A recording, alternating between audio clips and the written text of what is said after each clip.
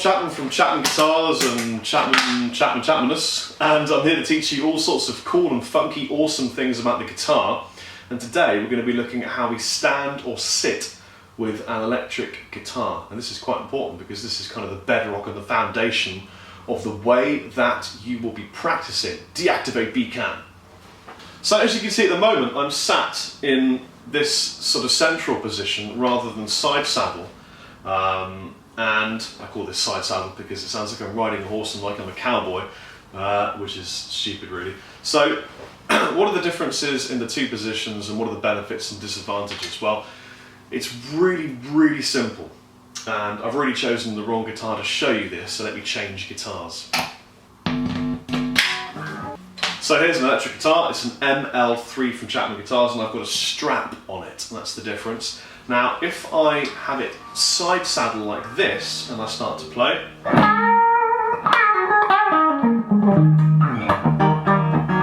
it's nice and comfortable, everything feels good. Why don't I stand up and try and play like this? So.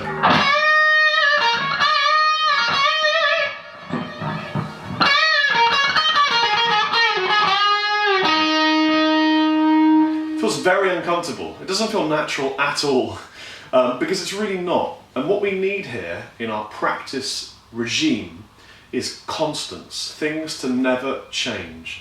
When you get things that fluctuate and change, your body doesn't settle down into a pattern of things that feel comfortable for it. If I sit like this, so I've got the neck elevated and in place like that. If I stand up, it's exactly how it would be if I was to play live. Feels really comfortable. So this really is the perfect position to practice your guitar.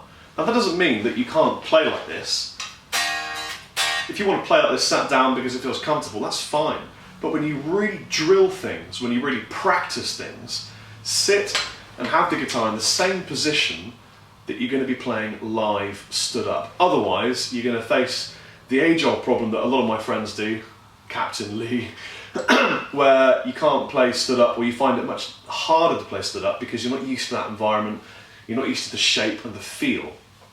In fact, the best thing to really do when you practice is to stand up with a strap and walk around the room. Don't stay still, because when you perform, the last thing you want to do is sit there really still, or stand there really still is even worse. And even worse than that is to face your back to the audience, which I've seen a few times. Face the audience as if you're going to give them everything you've got, and play as if you're playing to the person at the back of the hall, not at the front of the hall. Chappers tips for you. So that's how you sit with the guitar. The same way that you would stand, and get yourself a great strap. Actually, this isn't a very good strap. It's not bad, it's just a bit slippery. The ones I much prefer are either a leather strap like this. Now this is a Chapman strap, but it could be any brand. It's grippy because the leather sticks or adheres to your dreads, making guitar straps a pain in the ass since 1975. It sticks to your shoulder, so wherever you are, it's not going to go anywhere. Now this helps if your guitar is balanced and not neck heavy. Most guitars are not neck heavy anymore, but if they are, a great strap will help that. Let's move on, shall we? Let's talk about something fun, like picking exercises and the rudiments of how to make sounds on an electric guitar. Let's activate BadCat. Hi BadCat, how you doing, buddy? That was my clap sync. So let's start with some tuning notes for you.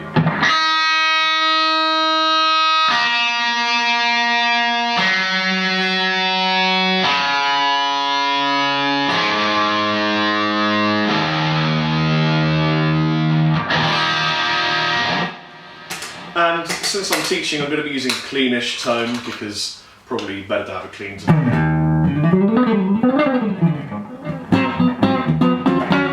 There you go. So we've got a clean tone, we've got some ideas.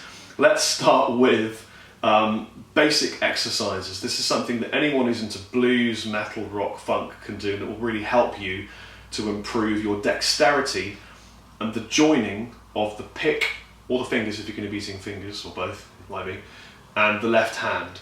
It's just really simply 4 in a row. If you've done this already, skip this and watch a different video. So we'll start with anywhere on the fretboard you think you'd like to begin. Doesn't really make a difference to me. You could start 4th fret if you like. Put every single finger that you're going to play with on the fretboard, and that gives you the position your wrist should be in. If you start with your first finger, by the time you get to your little finger, your wrist will have moved up. You see that? It would have gone from here to here. This is the position you should have started from. So to get yourself in the correct position, little finger on, and then you know where you are. The next thing is your thumb. Really, for this kind of exercise, which is like a scalic picking exercise, should be on the back of the guitar. So my hand is like this. My thumb is not over the top. Thumb over the top is great for bending and blues and vibrato, but for scale runs and chords and that kind of thing, you need a classical shaped hand and the wrist to be sunk down. It's much more ergonomic, which means that you fit to it better, it fits to you better. So there you go, nice ergonomic shape. Like I said, doesn't matter where you put your hand. So let's start. We're going to go, quick reposition of BadCat. There you go, buddy, it's better. We're going to go down, up, down, up. That was down, up with the plectrum. Alternate picking, down and up. And here we go. We're going to go all the way down the strings. So do one string, and then bring your first finger down to the next string. This is the A string. Do the same thing, and then down. It'll sound like this.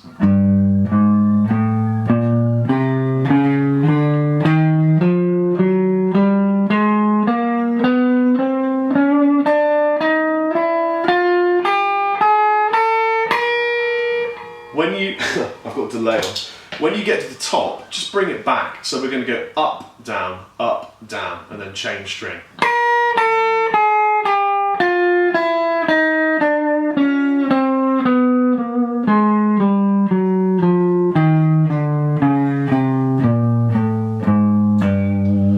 Really easy, that's your first exercise. Be excited and give yourselves a wonderful pat on the back, and maybe brew yourself some delicious coffee like I have this particular fine, wonderful morning in Brighton.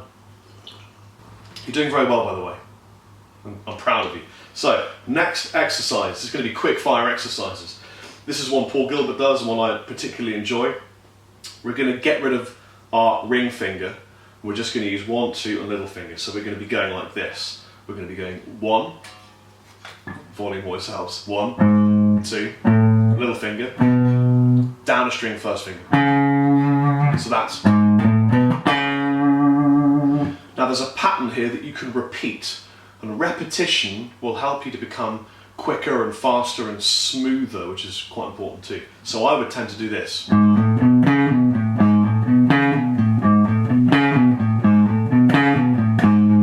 for that I've started with an up stroke, so that when I change string, I'm using a down stroke in the direction of that string. I just kind of worked it out in advance and thought, if I'm going to be going up, down, up, and the next movement is to the string below, I'm going to go down. Because if I started with a down pick, it would be down, up, down, and then I'm going to go down again, which is fine if you can do that, which I can. So, up, down, up, down, up.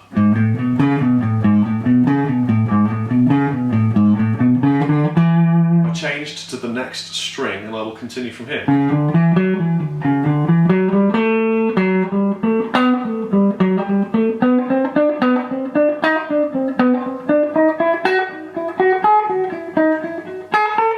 Notice that my right hand has kept the same wrist position. It's straight through. I'm not bending my wrist. I've just moved my arm to keep my pick at the same angle on the string. And we haven't really spoken much about plectrums and string angles and that kind of thing. Very simply, get whatever pick feels nice, but I prefer thicker plectrums that don't bend, because then you have to be soft to allow the pick to flow over the string. If you've got a really soft plectrum, maybe you've been playing acoustic guitar and someone told you need a softer plectrum, which is not true, then you end up with the pick moving. You're not in control of it. You want to be in control of things. If something has to be soft, it should be you, not the instrument or the plectrum or whatever. So I show BCam here. Oh, it's a monkey dog pick. Classic. I have it resting on the and it's stuck to my thumb. That's really convenient, doesn't normally do that. Resting on top of my first finger, I've got a little bit sticking out, as you can see, not too much. And I've got my thumb adjusting the angle of the plectrum depending on how I'm picking. If I'm picking down, I have the pick more at a downward angle. I don't, if this is my string and this is a plectrum, I don't hit it like this. I angle it and slice through the string. It makes it much easier to pick. It gives you a better release from the string. Some people put the plectrum on the string and then push through, and you get kind of a bluesy attack. It sounds great, but if you want to play rock, you're better off cutting through the string. So I cut through it. Here's more of a blues attack. See what I mean? You rest on it and push through. So it sound different. If I put a little bit of gain on, just a little bit mind you, not too much, because I'm from Wiltshire, see? So, thank you, Silverberg. Here's the kind of blues attack.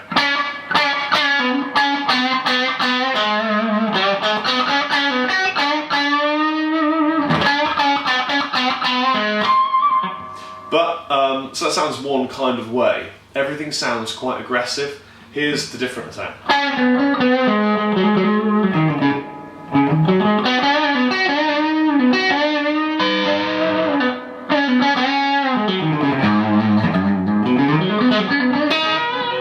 Now you get less attack because I'm just really subtly gliding through the plectrum to the string, but you can mix and match the two, which is what I tend to do, and I also include my fingers in the whole piquage to give a different sort of tone. So here's a finger.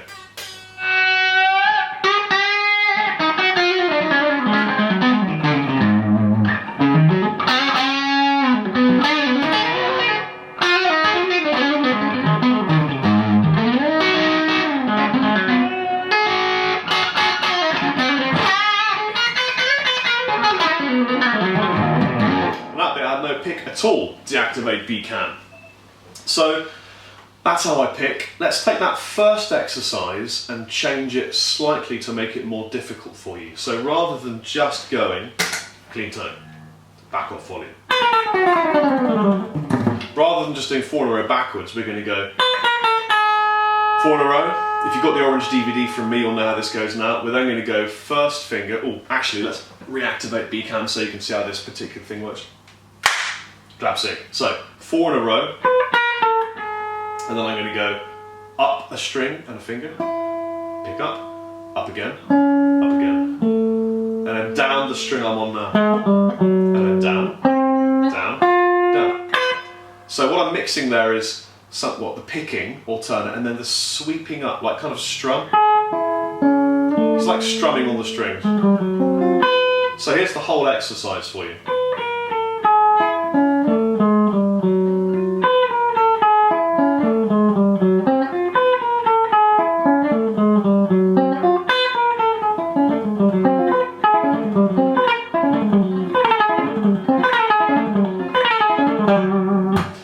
It's pretty difficult, but it's really, really good for you because it's a mixture of different techniques. Any exercise I show you, once you can do it, change it so that you can't do it. That's it, yeah? If you can do something, change it. Simple as that. There's no point practicing an exercise that isn't exercising you. So once you can do this,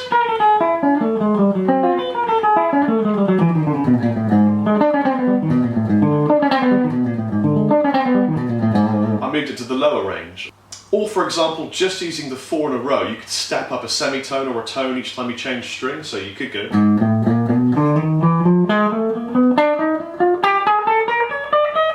Or you could go backwards and forwards.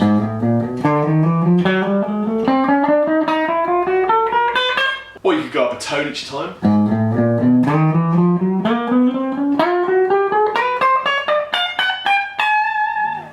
Really, the sort of the whole idea is just to make it different and change it and keep it flowing for you. Exercises are something that you should work out yourself. Now, I've given you a couple of ideas, but here's how it works, and here's the confusion I think some people have with guitar exercises and also theory. The whole point of playing a guitar is to write music. And if you... Writing music is something that happens to you when you're playing and you're feeling everything's great, and suddenly you get this great idea and you start doing it and it comes out of the guitar. And sometimes you'll find that you write something that you can't really play, and then the part that you can't play, you drill it, and that's an exercise. That's the way I view it anyway.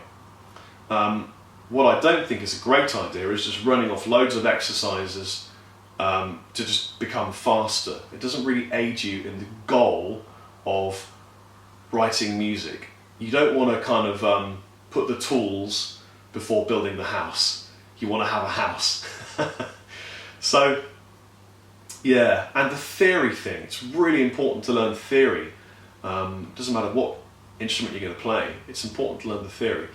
But the theory is for you to understand what you've done when you've written something cool, and to be able to explain it to somebody else. It's not a good idea to write using theory. It is useful sometimes for it to give you a palette of options and ideas. So if I'm here, and I've just written this chord, for example, everything's awesome, everything's great. Now I've gone from a major chord to a major chord. Now, because I know my theory, that means suddenly I know where I am in something called a chord scale, and it gives me a position, and suddenly I'm on a map of areas and places I can go. So, because I have that knowledge, I'm aware of options around me, and that does something to you as a writer.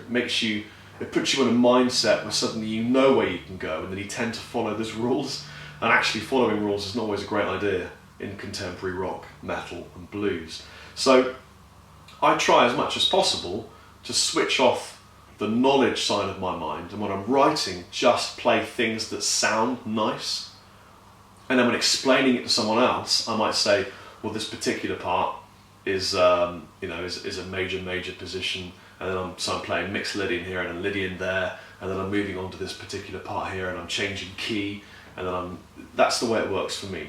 Learn all the theory you need, make sure it's practically applicable so that you can use it when you're playing live and when you're writing, but use it to understand what you've done and to help you explain to other people what you've done as well. And exercises are things that you should devise yourself when trying to learn how to play things you've created. Okay? Different take on things for you there. Now, it's really important that